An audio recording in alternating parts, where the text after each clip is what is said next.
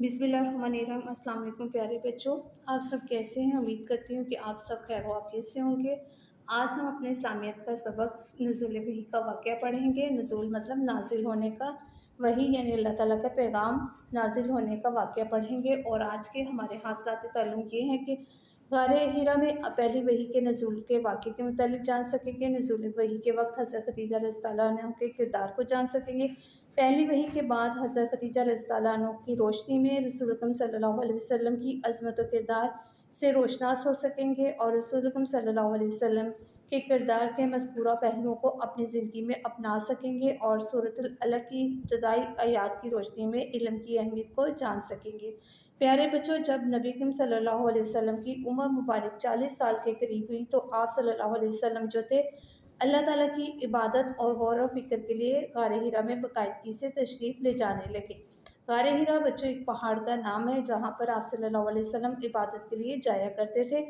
एक दिन जब आप सल्लल्लाहु अलैहि वसल्लम मामूल के मुताबिक गारे हिरा में इबादत और गौर व फ़िक्र में मसरूफ़ थे तो आप सल्लल्लाहु अलैहि वसल्लम के पास हज़रत जिब्राईल अलैहिस्सलाम तशरीफ़ लाए और आप सल्लल्लाहु अलैहि वसल्लम को सूरतुल अलक़ की पहली 5 आयात पढ़ने को कहा। उसका तर्जुमा ये है कि आप सल्लल्लाहु अलैहि वसल्लम अपने रब के नाम से पढ़िए जिसने सबको पैदा फरमाया। इसने इंसान को जमे हुए खून से पैदा फरमाया। आप सल्लल्लाहु अलैहि वसल्लम पढ़िए और आप सल्लल्लाहु अलैहि वसल्लम का रब बड़ा करीम है जिसने कलम के ज़रिए इल्म सिखाया, जिसने इंसान को वो कुछ सिखाया जो वो ना जानता था। प्यारे बच्चों, ये रमज़ानुल मुबारक का महीना था और अल्लाह ताला की तरफ से आप सल्लल्लाहु अलैहि वसल्लम पर पहली मरतबा वही जो थी वो नाजिल हुई थी।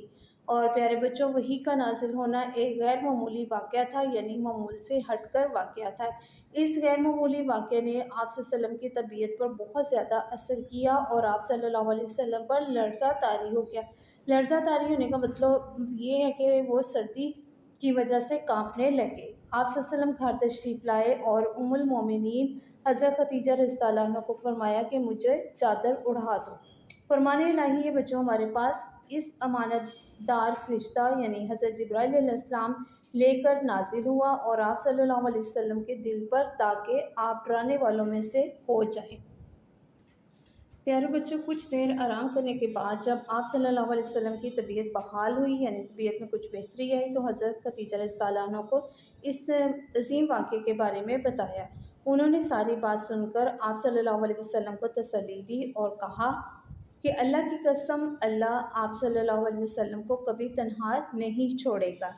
यकीनन आप सल्लल्लाहु अलैहि वसल्लम सिला रहमी करते हैं, नातों का बोझ उठाते हैं, जो चीज़ लोगों के पास नहीं है वो इन्हें कमा कर देते हैं, मेहमान की खातिर तवाज़ा करते हैं और अल्लाह की राह में मदद करते हैं। इसके बाद प्यारे बच्चों, हज़रत खदीजा रज़ियल्लाहु अन्हा आप सल्लल्लाहु अलैहि वसल्लम को अपने चचा ज़ाद भाई वर्क़ा बिन नौफ़ल के पास ले गए और उनको नुज़ूल वही का वाक़या बताया। वर्क़ा बिन नौफ़ल जो थे वो पहली आसमानी किताबों तौरात और इंजील का इल्म रखते थे। उन्होंने ये वाक़या सुनकर कहा ये वही फ़रिश्ता है जो इससे पहले हज़रत मूसा अलैहिस्सलाम के पास वही लेकर आ चुका है। प्यारे बच्चों, नबी करीम सल्लल्लाहु अलैहि वसल्लम जो थे इस उम्मत के नबी हैं और अगर मेरी ज़िंदगी ने साथ दिया तो मैं ज़रूर आपकी मदद करूँगा। अल्लाह ताला ने नबी करीम सल्लल्लाहु अलैहि वसल्लम पर पहली वही में इल्म की अहमियत को उजागर किया है। प्यारे बच्चों, इल्म एक नूर है यानी रोशनी है जो अच्छाई और बुराई को समझने की सलाहियत अता करता है। एक तालिब इल्म की हैसियत से हमें इल्म की अहमियत से वाकिफ़ होना चाहिए और इल्म हासिल करने के लिए ज़्यादा से ज़्यादा मेहनत करनी चाहिए।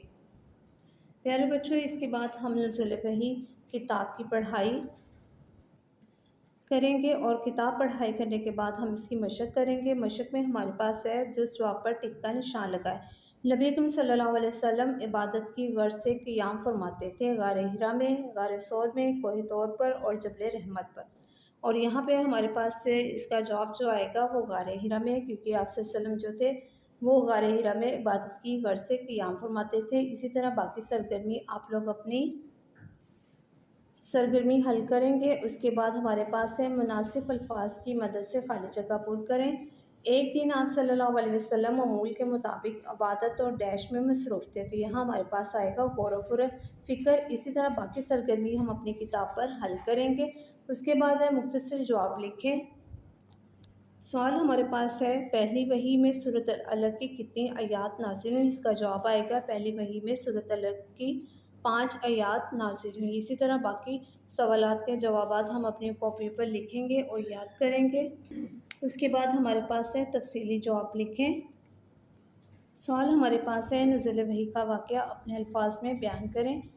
جواب ہے آپ صلی اللہ علیہ وسلم غار حرا میں عبادت کر رہے تھے جب حضرت جبرائیل علیہ السلام وحی لے کر آئے۔ آپ صلی اللہ علیہ وسلم پر وحی کے بعد کبھی کبھی طاری ہو گئی۔